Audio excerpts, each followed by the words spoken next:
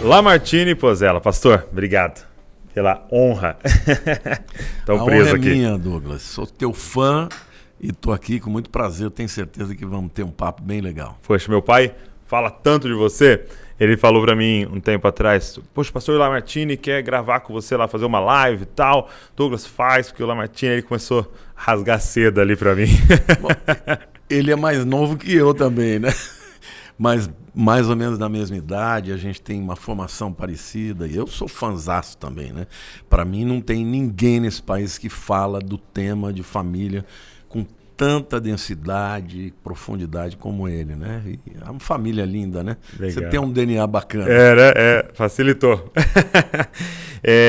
Poxa, estou muito honrado mesmo de tê-lo aqui e estou muito, assim, impressionado e feliz que Deus está fazendo, como Deus tem aumentado a sua voz no online, né? Isso é muito legal ver. E assim, você, meu pai mesmo, né? Por exemplo, 2 canais com 1 milhão de inscritos, porque eu falo pra galera, 1 milhão de inscritos seu e do meu pai significa 2, 3 mil. Por quê? Porque os usuários têm menos conta no YouTube do que a galera da minha idade. Então, assim, é incrível o que está acontecendo. Isso é muito legal. Não, eu tenho essa consciência. E o interessante é que, como eu tenho, eu falo de muitos temas e falo de alguns temas que têm grande interesse, como o Apocalipse, por exemplo, eu tenho tido uma legião de crianças me seguindo. É mesmo? Eu estou impactadíssimo, assim, me chamam de vovô Lalá. Assim, é engraçadíssimo, né? Que legal. Tanto é que, assim, a média de idade que tem maior número de pessoas me seguindo é entre 25 e 34 anos. Sim, sim. Em primeiro, depois é 35 e 44, mas eu nunca imaginei que seria isso, entendeu? Mas estou muito grato a Deus, porque hoje é o tempo, né, da gente falar de Cristo através disso. E o que eu acho maravilhoso é alguém entrando no YouTube semana passada e descobriu o pastor Lamartine Pozzella. E vai ouvir lá. E aí sabe o que é legal? Que a pessoa tem essa impressão, né? Poxa, olha, surgiu um pastor novo. Mas que está estudando há 40 anos, 50 anos esse tema, né? Só talvez chegou um momento de alcançar aquela pessoa ali, né? É interessante lindo como isso é sazonal, né? Eu, quando era bem mais jovem, com 32 anos, eu tive uma oportunidade de fazer um grande evento de Nova Era, que também explodiu. É mesmo? E na plateia tinha um deputado federal que era da Universal e ele ficou tão encantado que ele saiu dali e me convidou para ter um programa na Record. É mesmo? Então, com 32, 33 anos, eu tinha um programa na Record de rede nacional. Uau, uau. E isso me levou a ser conhecido por muita gente. Mas depois, por conta de custos e tudo, eu saí e fui ter o meu ministério ali na igreja local. E me tornei uma pessoa assim, um pouco mais obscura, longe, né, da grande população. E agora, de 2 anos para cá, parece que Deus falou, vai sair da caverna de novo, que você tem muita coisa para dizer pro meu povo, né? Que legal. Tô grato por isso. E calhou com esse período da pandemia, né? Porque todo mundo começou a fazer perguntas escatológicas, né? Então, a busca por esse tema aumentou, né? Você sentiu isso? Eu sempre falei desse tema, né? Sim. Esse ano, agora, dia 27 de fevereiro, eu faço 40 anos de conversão. E eu me converti num acampamento de jovens em Rio Preto, eu tinha 19 anos, cujo tema era Apocalipse Now. Sério? Apocalipse agora. Eu saí de lá, Douglas, pra você ter uma ideia. Então, e deixa eu te perguntar, você não vem de uma família cristã? Meu pai é católico, família bem católica. A minha mãe era batista. Ela era batista? Foi fundadora da Igreja Batista de Perdizes, em São Paulo. Mas eu cresci na Igreja Metodista. Com 12 anos, eu saí de Olímpia, que é uma cidade no interior do estado de São Paulo, e mudei para São Paulo. E aí, como jovem, eu fui pro mundão, né? Nunca mais fui para a igreja e tal. Quando eu me converti com 19 anos, nesse tema de Apocalipse, eu pirei. Você se converteu nesse tema? Nesse tema. Pra você ter uma ideia, eu voltei de lá. No primeiro dia pós-campamento, eu ganhei 4 pessoas para Jesus pregando sobre esse tema. Agora, você imagina quanta besteira. Eu falo, Deus é um Deus de graça. Primeira semana de convertido. 4 amigos, 2 deles hoje são pastores. Uau! Né? Então, assim, quando Deus quer usar, Ele usa. E eu me apaixonei por esse tema. Então, eu mergulhei e minha vida inteira... Desde o início da sua conversão, você mergulhou em Apocalipse. Mergulhei. Eu sempre amei a Bíblia, né? Eu adoro línguas originais, estudei profundamente o hebraico, o grego, leio bem no original, mas eu adoro estudar. E esse tema é o tema do meu coração, que mais pulsa. Então eu sempre falei disso. Sim. Só que agora... A pergunta aumentou, A né? pergunta aumentou e a plataforma que eu tenho hoje me tornou conhecido através desse tema, né? Que legal. Não é uma coisa assim de oportunismo, né? Sim, vamos Passei a falar pregar disso. por isso, Exato. porque agora está na hora, né? E o que eu percebi, quando você tem uma pandemia, por exemplo, que é algo que não tinha como ser previsto, nem tinha como ninguém se preparar. Não tinha como alguém acordar e falar, pô, tá uma pandemia, vou começar a falar de escatologia. Não tinha como, né? Era quem tinha as respostas era imediato, né? Ou você tinha estudado há anos, ou você não tinha essas respostas, né? E foi o que aconteceu, né? E olha, foi uma coisa tão extraordinária, porque eu comecei a trabalhar o meu canal do YouTube em janeiro de 2019. Olha só, foi antes. Então, quando eu cheguei ao final do ano de 2019, eu já estava com 350 mil inscritos no meu canal. Quando chegou no 2020... foi 2020, né, a pandemia. Isso.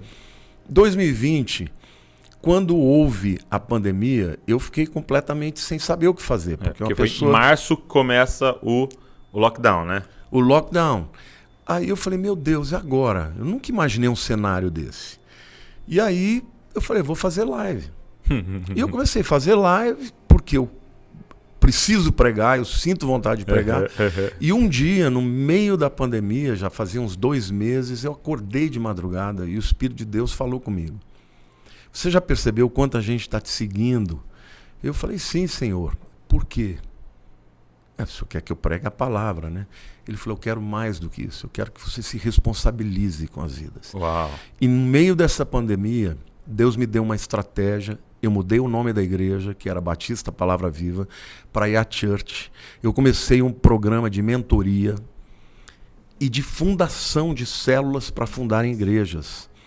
Para você ter uma ideia, de 4 meses para cá, eu estou com 150 células na Europa. Meu Deus. Aqui no Brasil, já estou com milhares de casas querendo fazer isso. Então, tudo isso através do online que você vai mobilizando. Tudo isso através do online. Nesse domingo agora, para você ter uma ideia, nós tivemos uns 70 visitantes pela primeira vez. Eu sempre pergunto, quem está aqui pela primeira vez? Isso você diz físico? Físico, na igreja, né, IA Church lá em São Paulo. Todas as pessoas que vieram ali vieram do YouTube. Todas. Então, a igreja saiu de 6 mil membros, que nós começamos em janeiro, e nós fechamos o ano com 10 mil membros. Por conta dessa plataforma e realmente... Por que você decidiu mudar o nome da igreja? Deus falou comigo. Ele falou, Palavra Viva, primeiro, tem muitas igrejas com esse nome. Sim. Segundo, esse é um nome nacional, eu vou te levar para o mundo.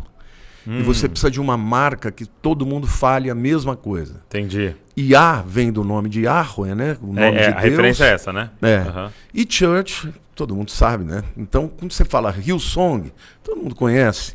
Então, Deus falou comigo assim, na Itália vai ser Parola Viva, na França vai ser Parole Vive, na Inglaterra vai ser Living Word. Quer dizer, não vai haver uma identificação. E o interessante, Douglas, que a igreja passou 30 anos como Palavra Viva, ninguém conhecia o nome da igreja. É mesmo?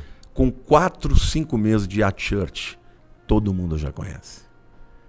Então, é impressionante como nós precisamos adequar a mensagem para que ela tenha um alcance maior. E eu, estudando história, eu descobri também que uma das razões por que Lutero conseguiu estabelecer a grande reforma, né, porque ele teve a ajuda de um grande pintor que começou a escrever os livros dele e estampar na capa as suas artes. Então, além do livro dele ter uma mensagem poderosa, ele tinha, na época, uma capa espetacular colorida, que popularizou, né, para o alemão a palavra dele. Né? Então, quer dizer, é muito importante você entender que nós temos que usar dos meios necessários para poder tornar a mensagem mais palatável e mais atraente. E você fundou essa igreja? Você plantou ela? Eu sou ela? fundador. Porque assim, você falando isso, eu começo a identificar, porque você, como você disse, você tem ministérios meteóricos, que a gente chama, né? Que dá aquela ascensão e some.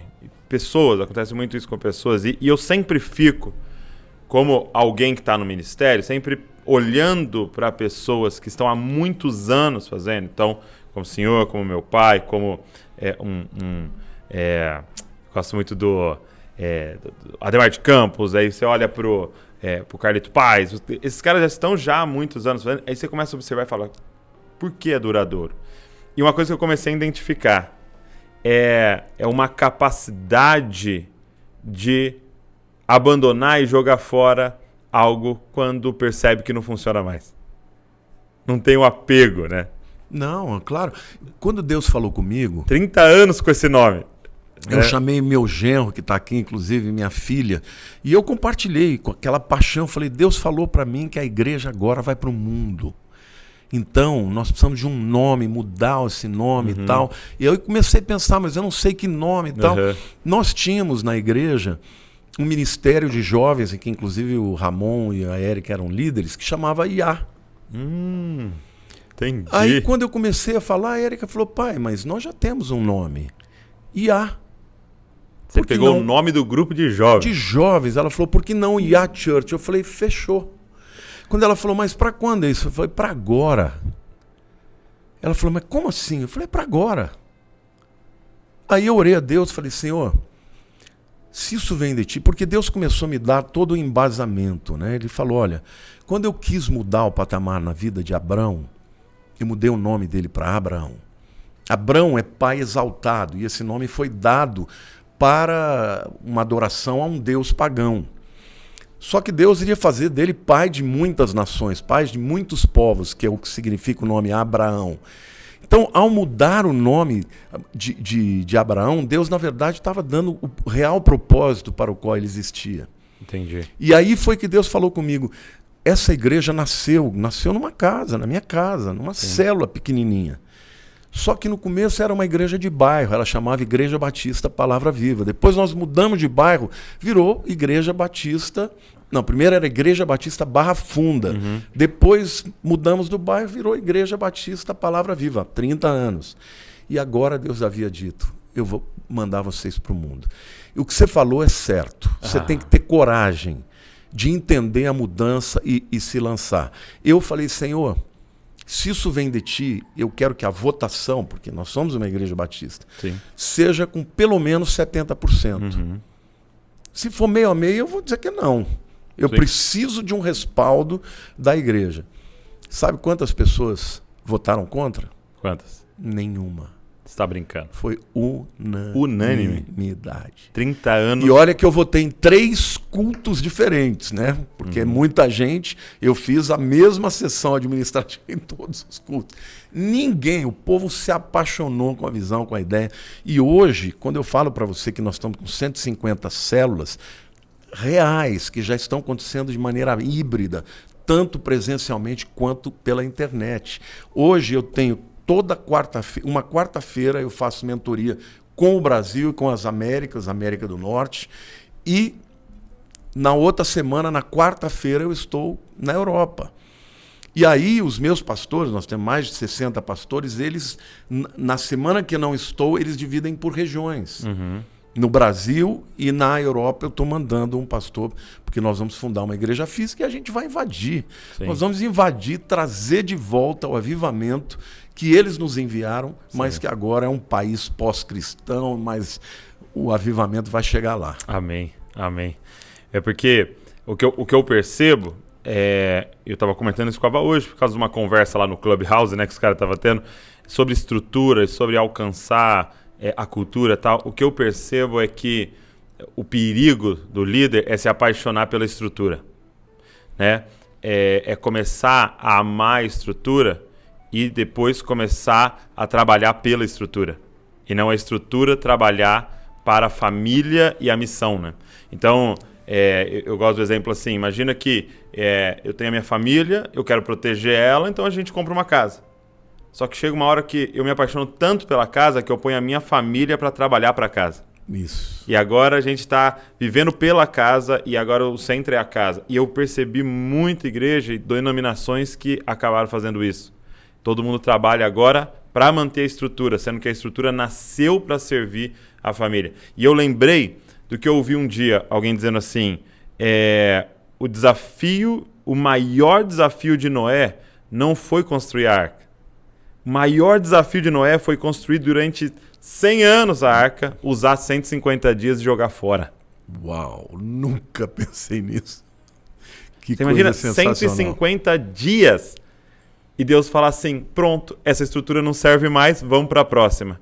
Você não podia ter se apaixonado pela estrutura, senão ele estava até hoje lá com a Noé Church lá, tentando forçar um negócio que não precisa mais. Isso é perfeita essa tua aplicação, porque, bom, nós nunca tivemos, eu nunca me preocupei em comprar um local. Ah, é? O nosso local lá é alugado. É alugado? Porque o que eu sempre criei? A igreja vai crescer, só que vai ficar pequeno. E já está pequeno. Uhum. Eu aluguei aquele lugar, cabe ali 2.500 pessoas. Hoje eu estou indo para o 4º culto. Meu Deus. E temos o culto de sábado. 3 de manhã no domingo, 1 à noite e o de sábado. Uhum.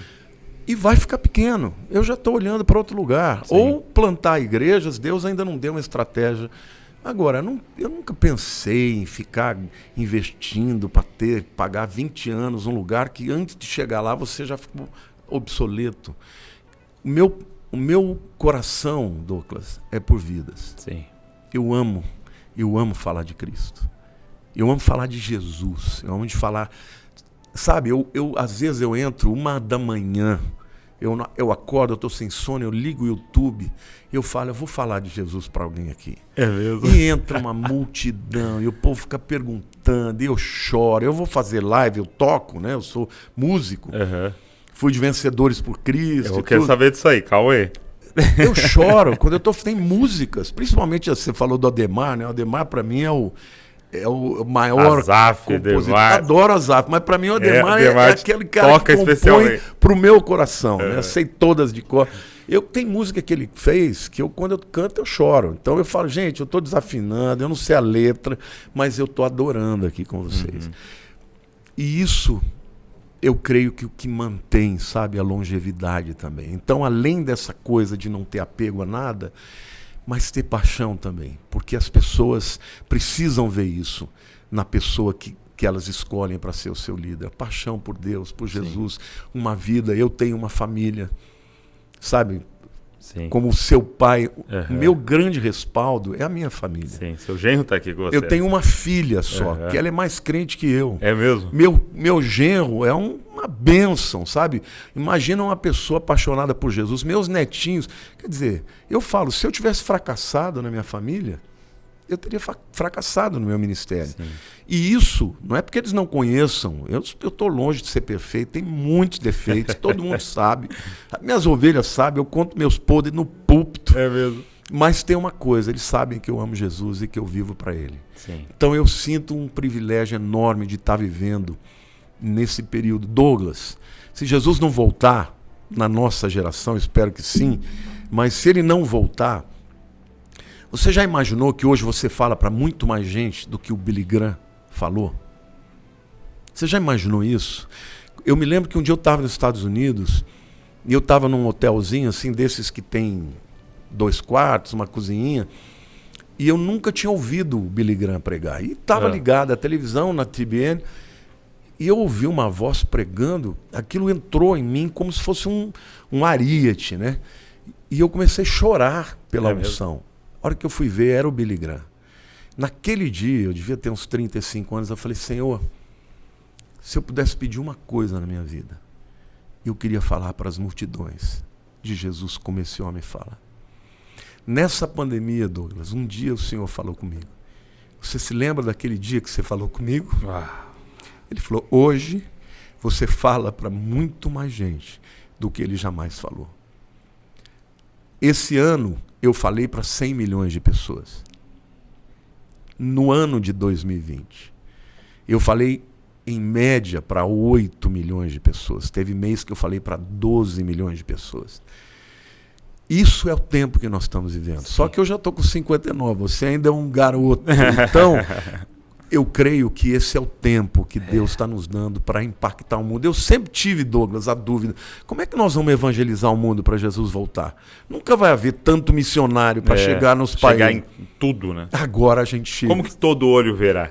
Exatamente. Tem que vai ter ser uma live. Muito bom, muito bom. Cara, muito legal isso. Isso é maravilhoso, poder conhecer, seguir, participar de alguém apaixonado, né? É maravilhoso. Deixa eu fazer uma pergunta para você. Eu fiz uma pesquisa aqui, né, sobre Lamartine Pozzella aqui, e falou que você é formado em engenharia. Né? Não, eu não me formei. Eu não chegou a formar? Engenharia. Eu fiz até o 3º ano. Tá. E como é que foi essa transição para teologia? Como é que foi essa decisão? Então, eu sempre quis ser músico.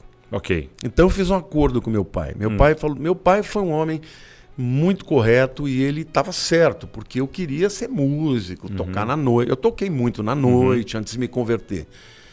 E aí ele dizia, meu filho, você não vai conseguir sustentar a sua família. Então ele fez um acordo comigo. Faça engenharia, porque eu tenho um irmão que é engenheiro, já tinha me dito, olha, você vai trabalhar comigo. Ele era diretor da Mendes Júnior. Faça engenharia e você pode fazer faculdade de música também. Então eu fiz engenharia cedo e à tarde, e à noite eu ia para São Caetano fazer Fundação das Artes. Você está fazendo 2 faculdades ao mesmo tempo? 2 faculdades ao mesmo tempo. Nesse interim, eu me converto. Quando eu me converti, para você ter uma ideia, eu com 6 meses de convertido, eu fui chamado por Vencedores por Cristo para ser o pianista da equipe. O violonista era o João Alexandre. Sim. O João Alexandre conta para todo mundo que eu ensinei ele a tocar violão, porque eu tocava melhor que ele. E eu queria ser músico, eu era um músico mesmo, sim, nato. Só que aí Deus falou comigo, você não vai ser nem engenheiro e nem músico. Eu te chamei para o ministério. E quando Deus falou comigo, eu falei, amém. Foi na hora. É mesmo?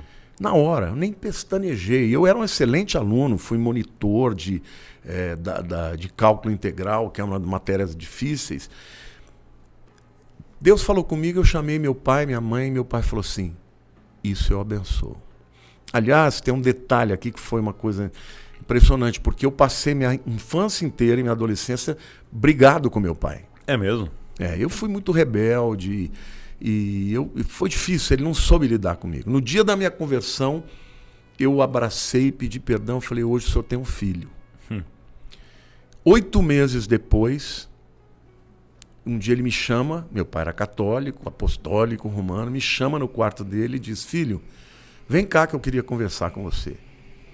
Eu falei, tudo bem, pai, o que houve? Ele falou, eu quero me converter. Eu falei, mas por quê? Ele falou, porque o que aconteceu com você é de verdade. Eu quero isso para mim. Uau. Eu orei com ele estava na cama dele. Ele falou, você me batiza. Eu nem era seminarista ainda. Ele falou, você não é, mas vai ser. E eu vou esperar por isso. Então, o dia que eu chamei meu pai, falei, pai, eu queria abandonar tudo, eu queria estudar teologia. Ele falou, isso eu abençoo. Uau. Sabe quem foi a primeira pessoa que eu batizei, Douglas? Foi meu pai. Meu Deus. E Deus é tão lindo que eu vivi 19 anos como um filho rebelde. E eu vivi mais 19 anos como um filho que fez tudo para honrar meu pai. Quando meu pai faleceu, eu tinha 38 anos. Uau, pode redimir cada ano. Redimir cada ano que eu fui um filho rebelde. Então, assim, eu não tinha dúvida de que era isso. E aí a música... Você abandonou engenharia e música? Tudo. E as duas faculdades? As duas não... Parei na hora. Meu Deus. Nunca mais fui.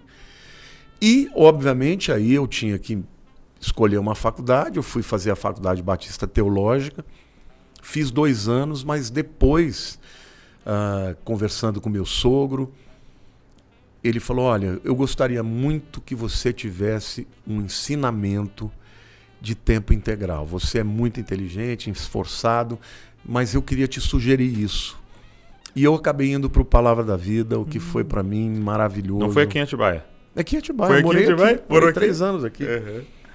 E eu tive um professor... Uma formação pastoral, né? Pastoral. Carlos Oswaldo, que infelizmente já faleceu, ele era um gênio, ele era um mestre. Ele me fez me apaixonar pelas línguas originais. Uhum.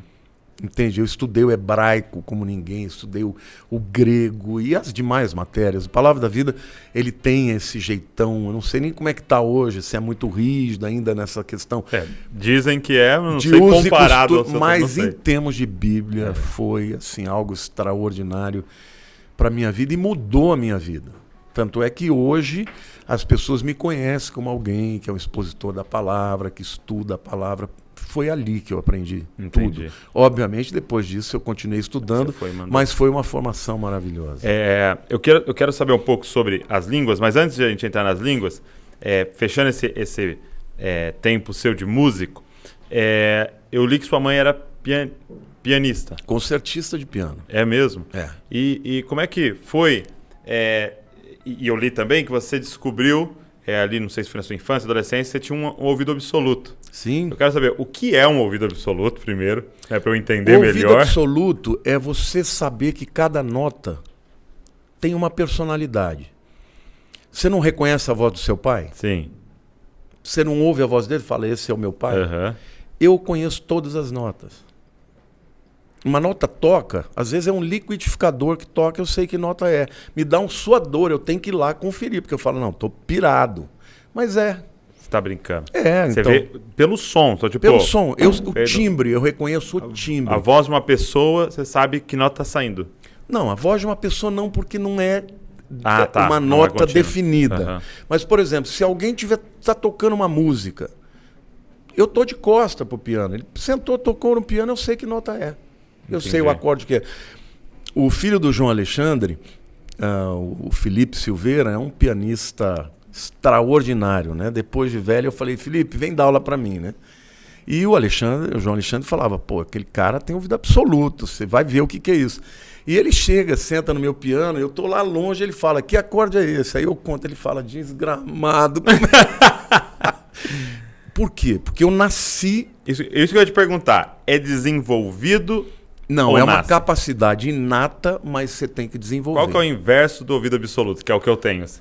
Não. Você tem o ouvido relativo, que é, por exemplo, o João Alexandre, por exemplo, ele tem um ouvido perfeito relativo.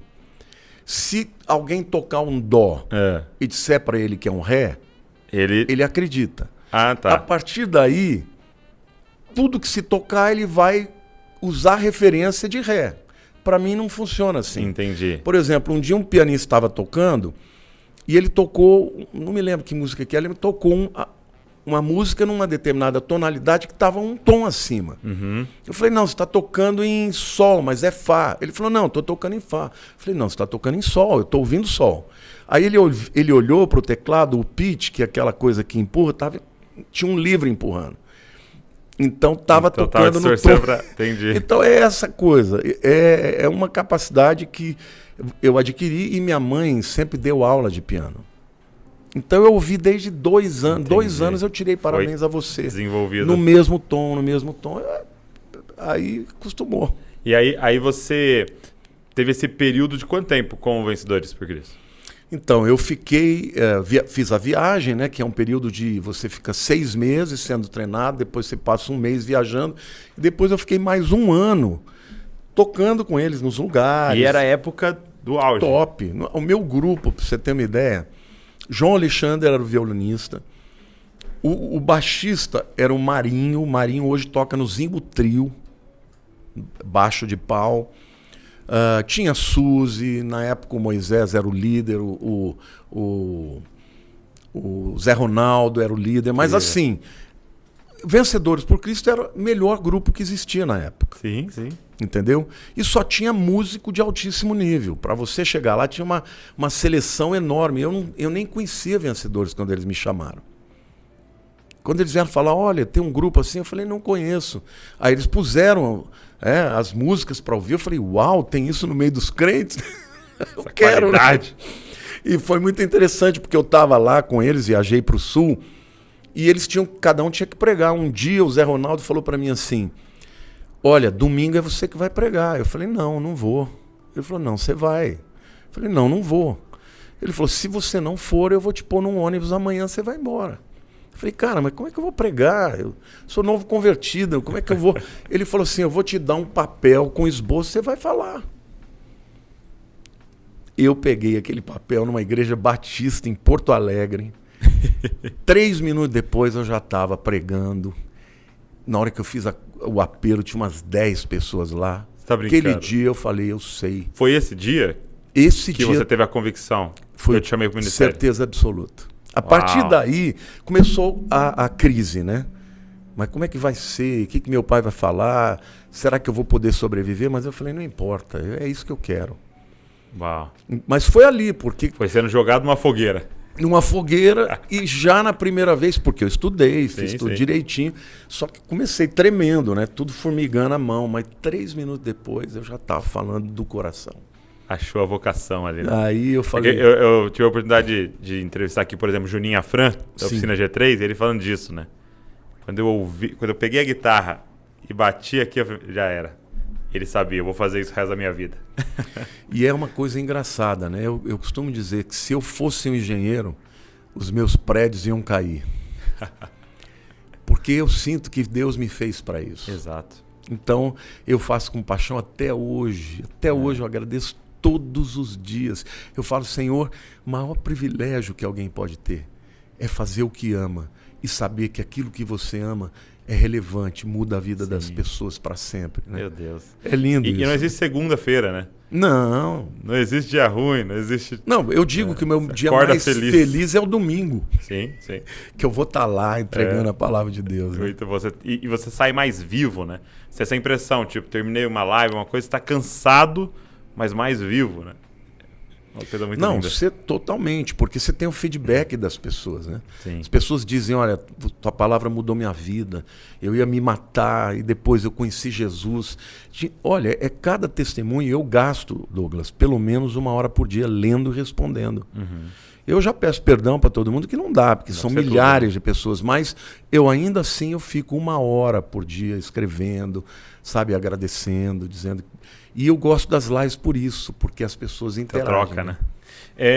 E aí eu quero saber sobre as línguas. Você falou que estudou aqui, Palavra da Vida, e aí você ali se apaixonou e começou a estudar o hebraico e o grego. Ok. Você fala hebraico e grego ou é só mesmo o hebraico de hoje estudo? É o mesmo hebraico da época que... na época de Jesus falava o aramaico, mas os sacerdotes, os escribas falavam hebraico. É aquele hebraico. É o mesmo? É o mesmo. Obviamente, o vocabulário das palavras que são de hoje, né? Obviamente, eles tiveram que acrescentar e usam, na maior parte das vezes, o inglês. Sim.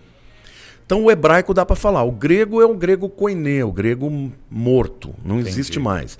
Mas, por exemplo, eu vou para a Grécia, eu leio tudo. É mesmo? Leio tudo. Em Israel também, eu leio tudo. E o hebraico eu consigo falar razoavelmente. Estou num restaurante, eu consigo pedir comida e tal, né? Mas o hebraico que eu tenho mais facilidade é o bíblico, né? Então eu leio bem. Agora, a grande vantagem... Isso eu ia te perguntar. Qual é a vantagem de saber as línguas originais? É que você lê uma palavra e você sabe o que está significando ali. Por exemplo, no princípio criou Deus os céus e a terra. Bereshit bara Elohim et hashamayim ve'et haaretz. O versículo 2 fala, e a terra era sem forma e vazia. Quando você conhece a gramática da língua, você vê que não é isso que está escrito. O que está escrito lá, e a terra se tornou um caos. Muda completamente o sentido. Sim, se tornou um caos. Ou seja, a partir daí você... tem, por exemplo, a chamada teoria do gap. Isso, o hiato, né? O hiato entre o versículo 1 e o 2, que teria teoricamente, sido a rebelião Queda. de Lúcifer. Mas quando você lê a terra era sem forma e vazia, não faz sentido, porque quando Deus cria uma coisa, obviamente há ordem. Mas como Deus cria uma coisa que tem ordem, aí de repente a terra é sem forma e vazia. Ah, será que ele está falando, ele está explicando que antes de Deus criar, a terra era sem forma e vazia? Mas não faz sentido, porque o hebraico, né, e a mentalidade do povo judeu, ela é mais cartesiana, entendeu? Então, é muito possível que realmente tenha acontecido um evento exterior que tenha provocado aquele cataclisma e aquele caos. E a partir do versículo 3, já começa Deus a refazer, e aí não usa mais a palavra bará, que é criar do nada, né? ex nihilo, né? Já começa a usar assá, que é fazer. Então, Ele começa por ordem, né? por ordem nas coisas, e os verbos de quando fazer é sempre fazer, não mais criar. E no grego tem assim dezenas de... Eu nunca vou ler um texto antes de ler no original. Ah, é? É. E no Palavra da Vida a gente tinha aqueles cartões de decorar, e eles colocavam assim as palavras que aconteciam até 500 vezes na Bíblia, depois as que aconteciam até 250. Todos os vocabulários, tanto do hebraico quanto do grego, até 30 vezes eu sabia de cor. Para baixo de 30 vezes eu tinha que procurar o dicionário. Mas só aí dá uns 2.000, 3.000 vocábulos em cada uma das línguas. Por isso que até hoje, como eu leio todos os dias, para não perder, porque língua é assim, né? Você faz ali seu devocional nos Meu originais? devocional eu leio sempre no original.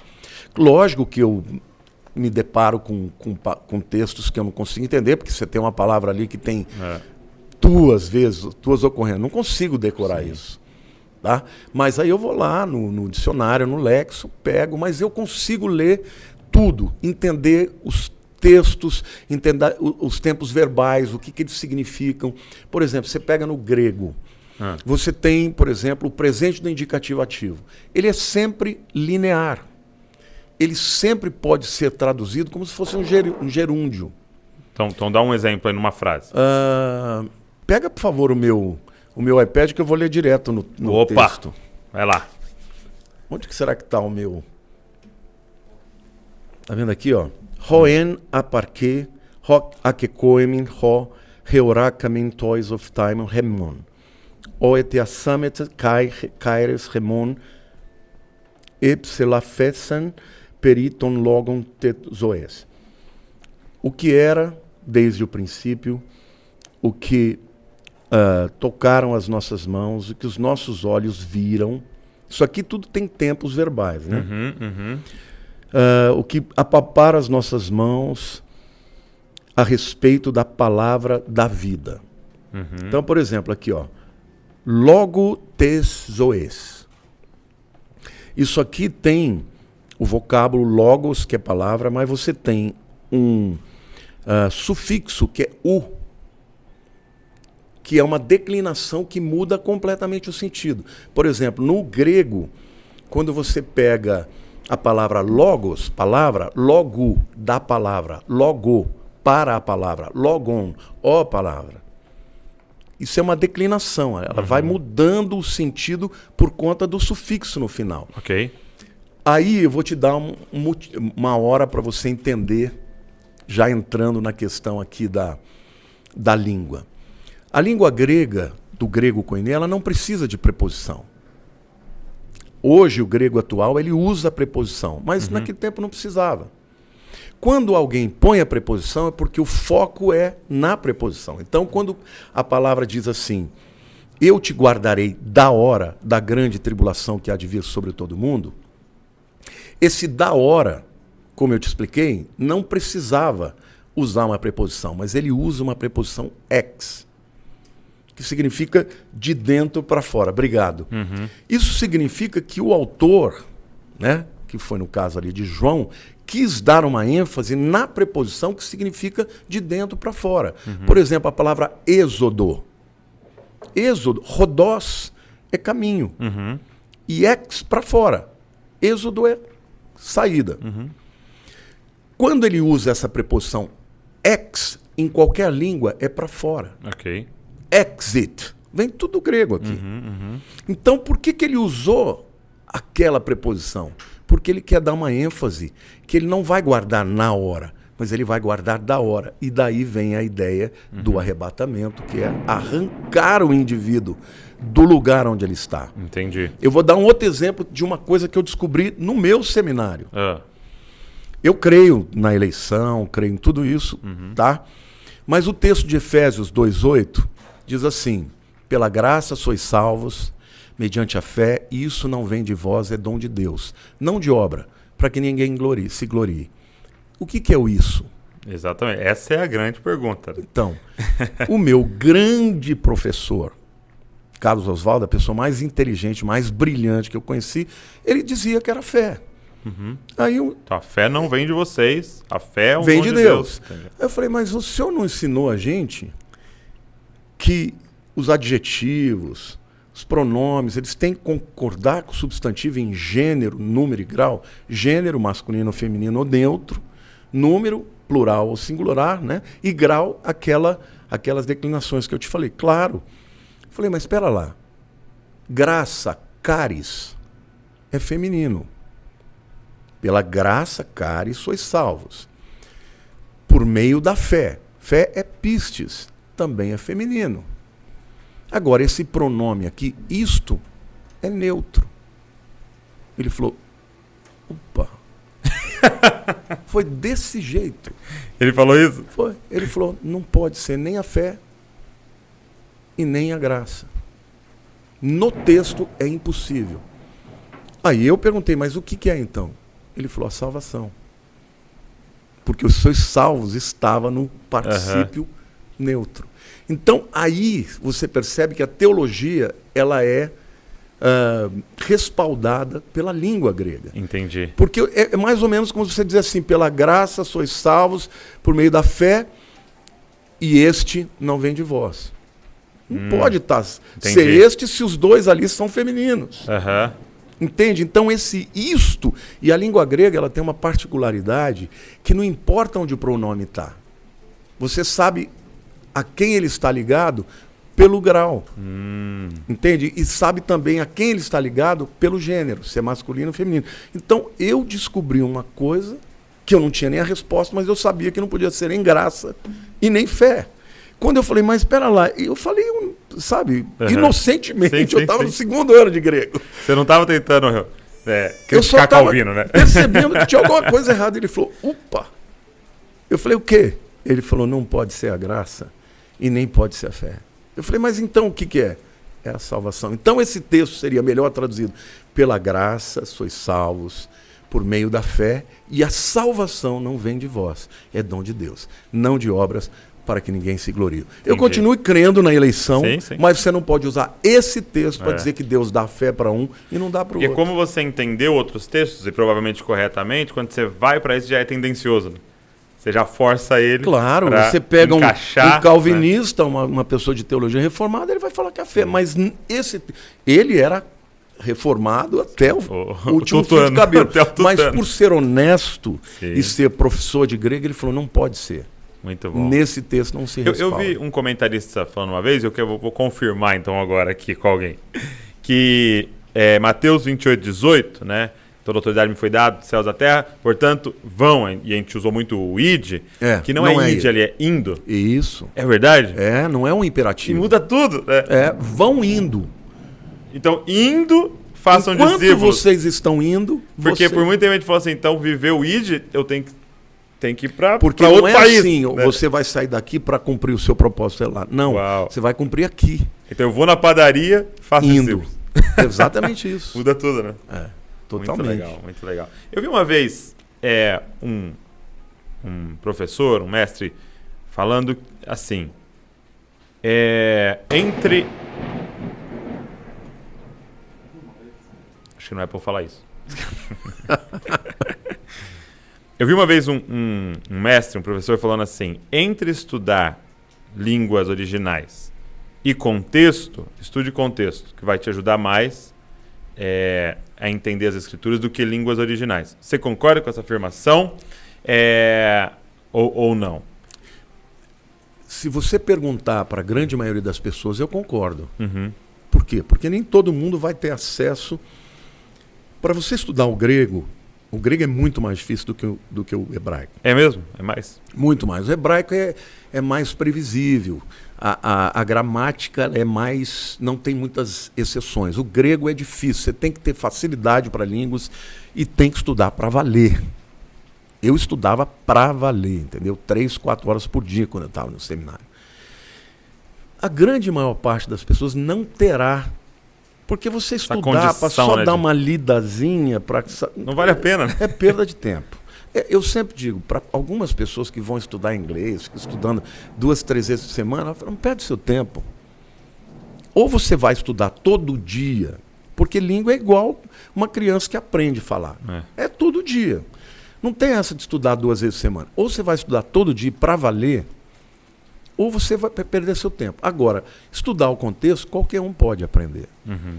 Na verdade, não é só o contexto, é estudar os métodos de estudo bíblico, a hermenêutica, né? Como é que eu leio um texto, as perguntas de observação, quem, o quê. Porque na ocasião, eu acho que o que ele estava querendo dizer era, beleza, eu sei o original, eu sei, agora eu li exatamente o que está falando, mas se eu não souber que em contexto aquela frase foi dita, eu vou de novo errar a interpretação e, né, a hermenêutica trazer aplicação. A primeira coisa que a gente tem que saber é que quando uma carta foi escrita, ela foi escrita por inteiro.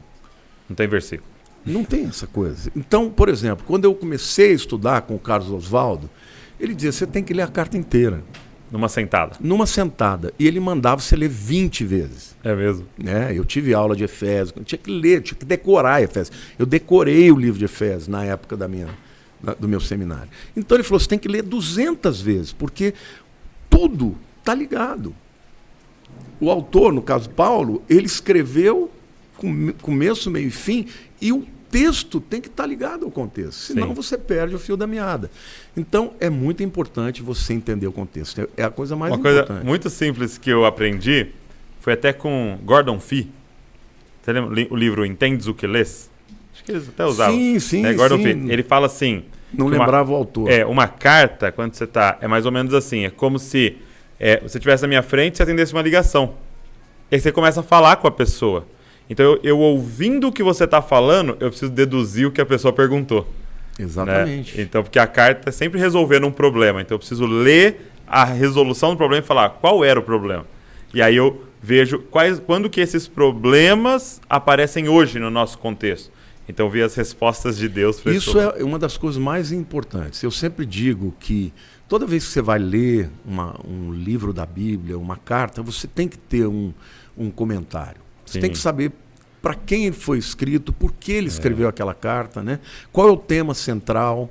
E se respaldar naquilo que a igreja vem construindo há 2000 anos, né? Exatamente. A gente não precisa inventar a roda, né? Exatamente. A gente tem história da igreja.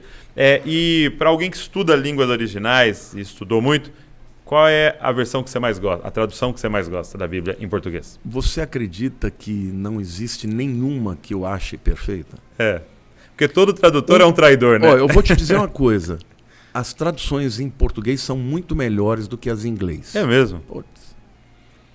Às vezes eu ouço muitos pregadores porque eles viajam na maionese. É mesmo? Às vezes eles falam, existem textos no inglês que você vai ver no original, tem nada a ver.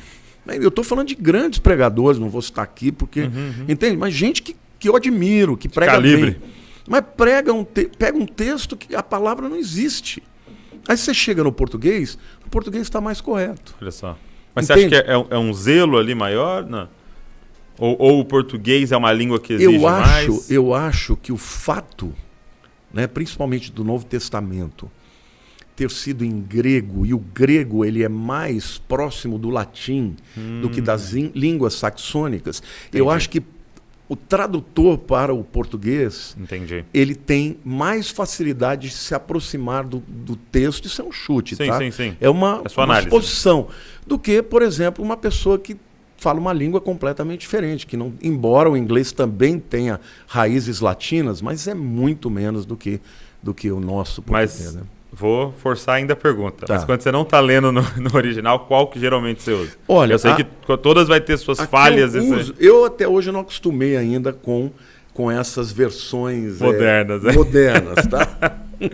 Embora eu reconheça que é necessário.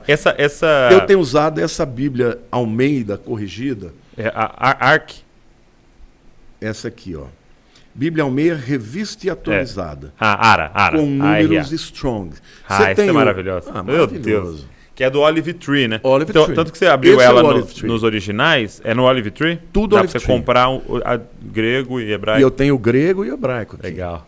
Porque essa é uma ferramenta maravilhosa. Sim. Como eu te disse, eu leio bem, mas eu me esbarro. Aí você vai, clica na eu vou palavra. Lá, clico e abro, vejo o que está dizendo, né? Muito legal. Isso é muito bom. E eu li também na minha pesquisa que você é um leitor assíduo, né? Sim. Você ama ler, que ler é um prazer. E eu li que você lê 2 a 3 livros por semana. Ultimamente eu não estou conseguindo mais por conta da demanda das lives. Mas você chegou a ler, assim, 150 livros no ano? Sim. Olha, eu vou te contar uma história que é um testemunho. Todos os livros... Olha aí, Léo, pega esse aí. Todos os livros que eu tenho aqui, eu já li. Todos. Você tem o quê? Aqui eu tenho mais de 2.000 livros. No iBooks? No iPad. No iPad. No Kindle, né? No Kindle, aham. Então, assim... Mais de 2.000 livros tem 2.000 aí? Você já leu todos? Eu já li todos. Já li todos. E se você olhar aqui, você vai encontrar de tudo.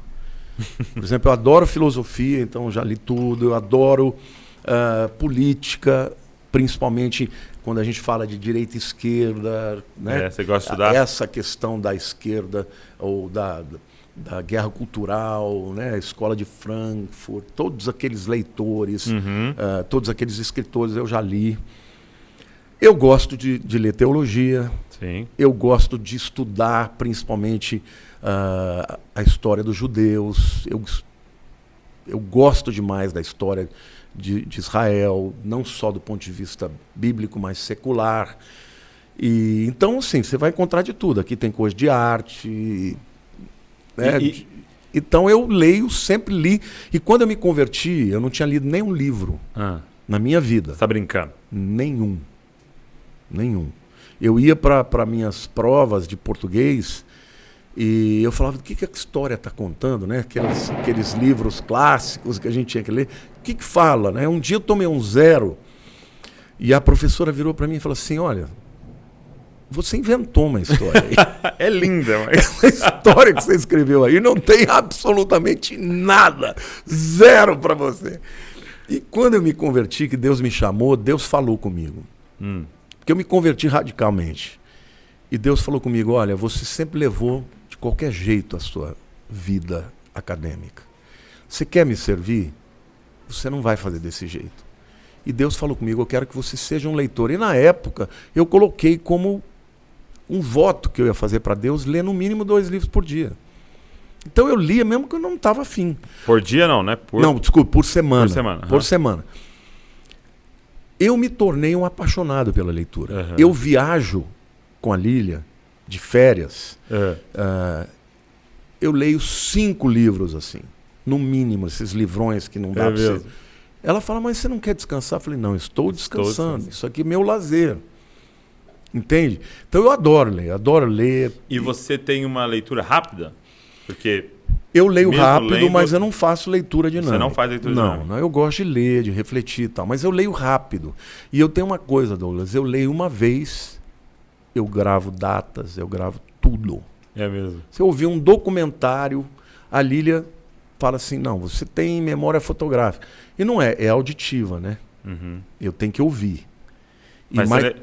Mas na leitura funciona também. Entendi. Então, graças a Deus, Deus me ajudou, mas eu acho também que tem a ver com a disciplina de ter lido muito, de continuar lendo. E hoje, eu costumo dizer, né, que quando você é jovem, você tem muita plasticidade, né? O teu cérebro tem muito mais facilidade de aprender. Mas quando você é mais velho, você já tem um arcabouço, né, de estruturas neuronais que te ajudam. Por exemplo, eu aprendi inglês sozinho com 20 anos. No seminário. Em 6 meses eu falava inglês fluentemente. Ok. O ano passado eu aprendi o italiano. Porque Deus falou, vou te levar a falar para muitos lugares. E eu fiquei estudando italiano.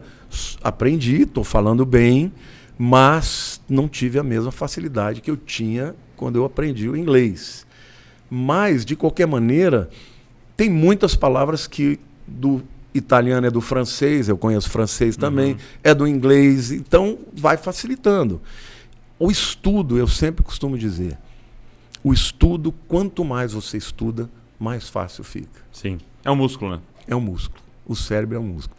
Então e línguas, Então, tem uma paixão por línguas, é então. uma paixão que eu tenho. Muito Adoro bom. línguas. Que legal. E hoje, assim, você tá lendo, porque eu vi que você lê de tudo e até eu vi que você gosta muito de ler de política, você passou uma temporada lendo neurociência, né? Sim. Tá até citando isso, você ficou estudando. E hoje, assim, você tá numa pegada mais o quê? Então, hoje o que eu estou lendo muito, por conta até dessa guerra política que está acontecendo, eu estou lendo alguns autores que falam do embasamento da nova esquerda, do New Left, e mais propriamente um homem que chama David Horowitz. Estou lendo Saul Alinsky, que foi um dos mentores do Obama, da Hillary Clinton. Que é a nova esquerda. É isso? Esse cara, o Saul Alinsky, ele escreveu um livro chamado 13 Táticas para Esquerdistas Radicais. Cara, você vê o que ele escreve lá, ele foi treinado por Al Capone. Então, ele explica como é que a esquerda vai criar uma hegemonia, um pensamento hegemônico e como eles vão interditar o debate. Porque eu não sei se você já observou que com a esquerda você não consegue dialogar, porque eles não estão interessados em te ouvir. Eles querem estabelecer rótulos sobre você, é fascista, é isso, aquilo, assim. E essa narrativa, tudo isso não vamos dizer assim, fortuita.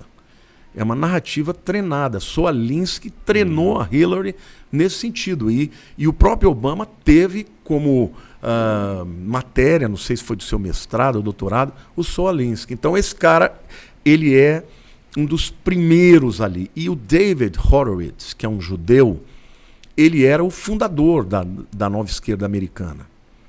Só que esse cara, ele teve uma secretária, e na época dos movimentos dos Pantera Negras, lá nos Estados Unidos, eles estavam ajudando esses caras. E a secretária dele foi morta por esses caras.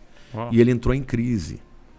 E aí ele foi para a Inglaterra, e na Inglaterra ele começou a ter uma outra visão de mundo, não só do ponto de vista sociológico, econômico e tal. Hoje ele é a maior sumidade americana, já tem uns 80 e poucos anos, mas você que fala inglês, ouve esse cara na internet, tem muitos vídeos dele, e ele assim, é um grande debatedor e ele explica tudo o que acontece. Entendi. Então, ele então, na verdade, ele é um grande crítico hoje da esquerda. Tá, entendi. Mas alguém que veio de dentro. Que veio de dentro. Muito bom. Ele inspirou, por exemplo, o Jordan Peterson, todos esses caras, né, que hoje tem um viés mais conservador. Aquele outro judeu, como é que chama? É um rapazinho que fala rápido pra caramba. Como é que ele chama, meu Deus? Adoro ele. O Dennis Prager, não sei se você já ouviu falar. Não. Dennis Prager é um outro judeu também, conservador. Judeu ortodoxo, mas é um cara que tem um podcast fantástico. É mesmo? Tem até pegar todas essas referências. Tem até um podcast que chama Prager U. São vídeos de 5, 6 minutos sensacionais. Então eu estou lendo muito isso. Por quê? Porque eu quero ter respaldo e conteúdo para poder falar aos jovens. Porque o problema tem sido esse, né? Muitas vezes você pode até falar uma coisa que está correta, mas por você não ter respaldo, né? O diálogo, a conversa fica ali muito rasa e no eu acho e na minha opinião... Então, esse cara escreveu também um livro que chama The Blacklist of the Communism, a lista negra dos comunistas. Ali ele fala, ele deflagra todas as mortes que foram produzidas por Stalin, né, por Lenin, depois por Mao Tse-tung e daí por diante. Então, é um cara teórico, mas que tem argumentos assim fantásticos. Nos Estados Unidos, é bacana porque você tem o debate, né? Você tem o debate. E outro que eu tenho lido bastante é o chamado Dinesh D'Souza. Já ouviu falar? Não. Ele é um indiano também, é um gênio, é um cara assim também que fala nas universidades para jovens. É cristão, mas o viés dele é um viés mesmo de acordar os jovens das universidades americanas que estão todos, né, com a cabeça feita e tal. Então eu tenho lido muito sobre isso, mas continuo lendo Bíblia, continuo lendo, Sim. lendo os livros cristãos e tal. Legal. Dentro desse universo da cristão, da teologia, quais foram as suas maiores referências, assim? Você poderia citar, assim? No início, John Stott. John Stott Li tudo dele.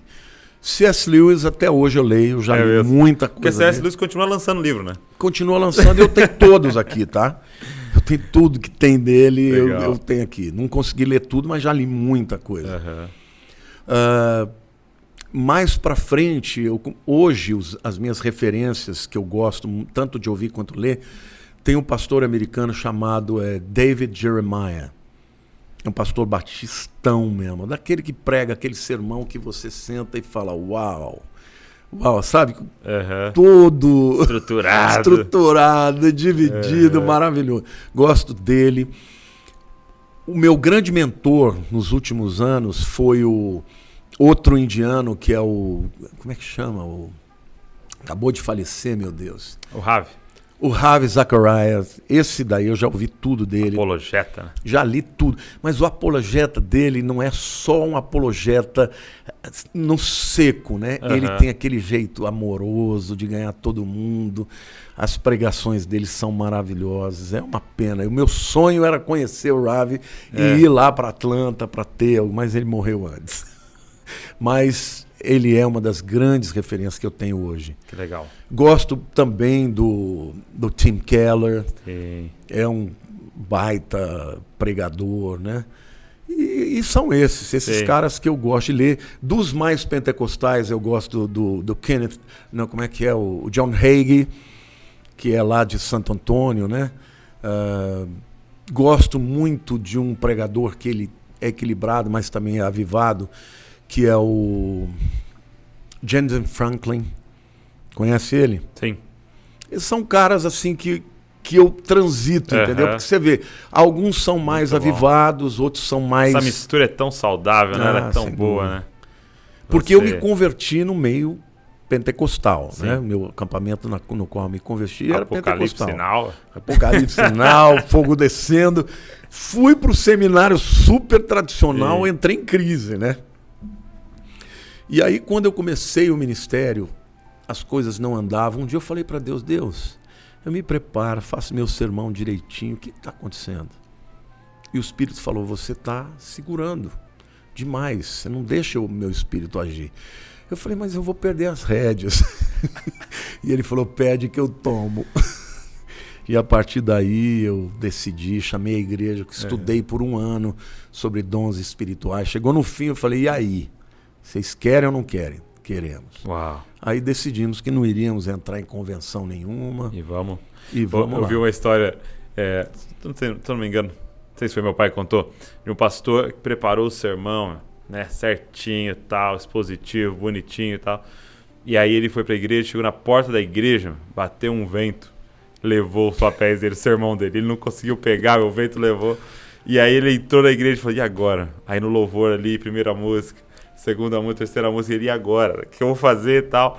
Aí chegou a hora da pregação, ele pegou o microfone e falou, gente, preparei tudo, cheguei aqui, o vento levou meu sermão, vamos ter que contar com o Espírito Santo hoje aqui. Que pena que foi a segunda opção, né? Quando eu fui deputado, eu ia pregar nas igrejas, muitas vezes eu chegava, olhava o povo e o Espírito falava, não é essa a palavra. Que eu levava pronto, né? Sim. Tudo. Preparado, né? Mas qual é a palavra, Senhor? Abre a Bíblia. Aí eu começava a procurar. Aí chegava um texto e falava, é esse. Aí eu pregava. Óbvio que quando você estuda muito, você já tem, né? A maior parte do contexto, você lê um texto, você já sabe, não vai pregar besteira. Mas é tão gostoso quando você entrega a palavra que aí vem o testemunho e diz, nossa, era para hoje. Deus falou comigo hoje nessa palavra. Então é assim, eu creio que Jesus disse, né, errais porque não conheceis as Escrituras e nem o poder de Deus. Nem o poder. Não é uma escolha entre uma coisa e outra. Tem que ser as duas, né? E E é legal porque todos esses livros, você citou 2.000 livros aí dentro que você leu, estão todos aí à disposição, todo esse conteúdo está à disposição do Espírito Santo, né? De ele poder falar, não é essa palavra, é essa, mas ele vai usar algo em você ali, algo que você viu, algo que você leu, algo que você estudou, né? Então Não, é deixar esse arsenal disponível. Isso que você está falando é sensacional, porque tem muita gente que pensa que o conhecimento inibe o Espírito Santo, mas o conhecimento é o conhecimento da verdade, Sim. o que realmente aconteceu. Qual é a cultura? Agora eu estou ensinando, né? No livro de Gênesis, fazendo lives, a novela passa lá e eu conto o que aconteceu no capítulo, mas aí eu vou ensinar o que realmente aconteceu.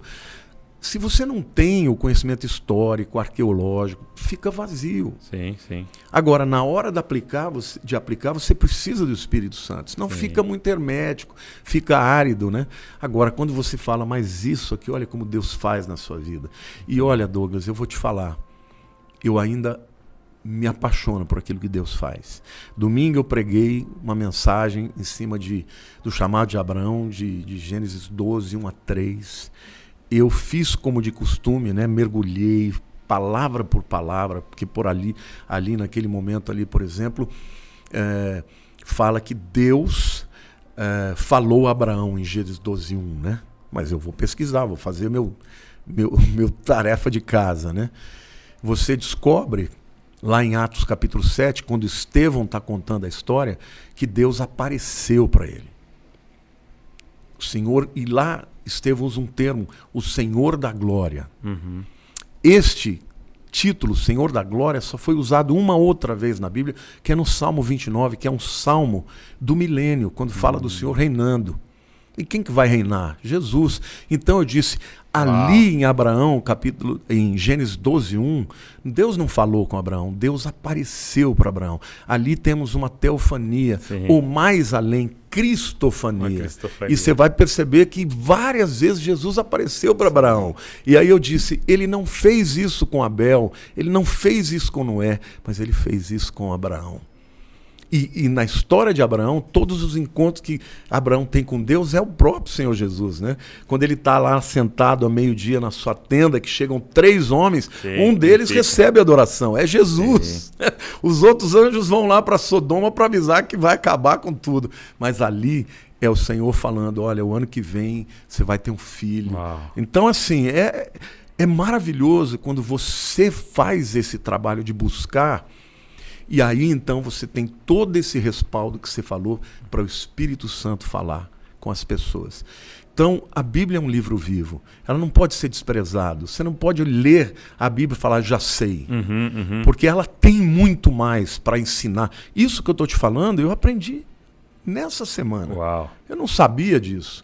Então, eu fui fazer minha lição de casa e fui estudar. Peguei aqueles 3 versículos e fui ler. Até que achei um comentarista dizendo, olha, esse texto aqui, o Deus da glória, só aparece uma vez. Aí eu fui nos meus livros para ver o que é isso. Aí lá, esse salmo aqui é um salmo que fala do governo de Cristo no milênio. É assim, cara, isso me apaixona e o resultado é maravilhoso.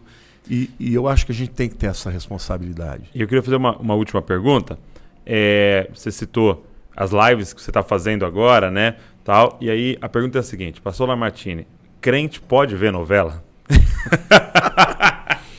Eu acho que o crente, ele tem que ter liberdade para tudo. Sim. Agora, é óbvio que ele tem que ter o discernimento.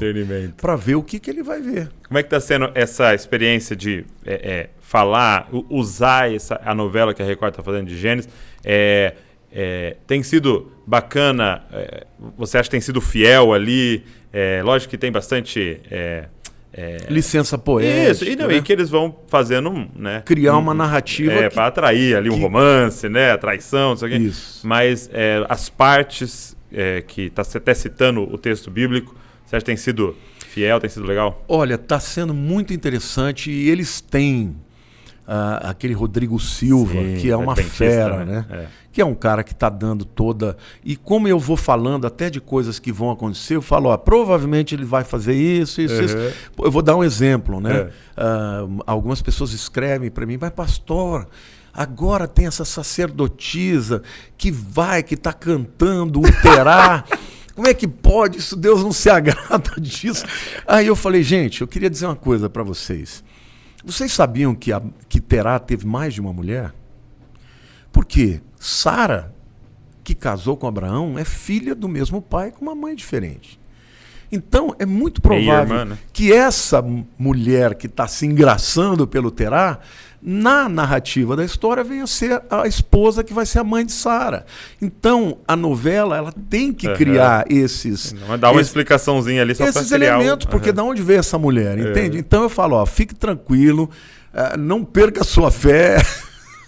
A novela, obviamente, tem coisas que ela inventa. Quando fizeram, por exemplo, a questão da Torre de Babel, muita gente me perguntou, porque lá Nimrod, que é um personagem bíblico, se casa ou tem uma relação com a sua mãe, Semíramis. Sim. E aí muita gente me pergunta, escuta, mas isso é bíblico? De onde ele tirou isso? Eu digo, olha, Semíramis não é conhecida assim na Bíblia, mas é conhecida como Rainha dos Céus. Está no livro de Jeremias. Agora, onde eles viveram, que é a Mesopotâmia, é o lugar no mundo onde tem maior vastidão de documentação, de tablets, de artefatos arqueológicos, que dá para você saber como esse povo vivia. E na história a gente sabe que Semíramis, de fato, casou com Nimrod. E que ele, depois que morre, ela mente dizendo que engravidou dele em espírito e tiveram um filho chamado Tamuz. E esses dois se tornaram os pais da falsa religião que permeia toda a Terra. E fui contando que no Egito virou Ísis e Osíris, que na Grécia virou Afrodite e Eros, que em Roma virou Cupido e Vênus, e que foi por conta desse culto da mãe com o menino no colo que Constantino trouxe para dentro da religião cristã, Maria tendo primazia sobre Jesus. E que o Natal, no dia 25 de dezembro, não é o nascimento de Jesus, mas é de Tamuz. Aí o povo fica, uau! Eu falei, tá vendo?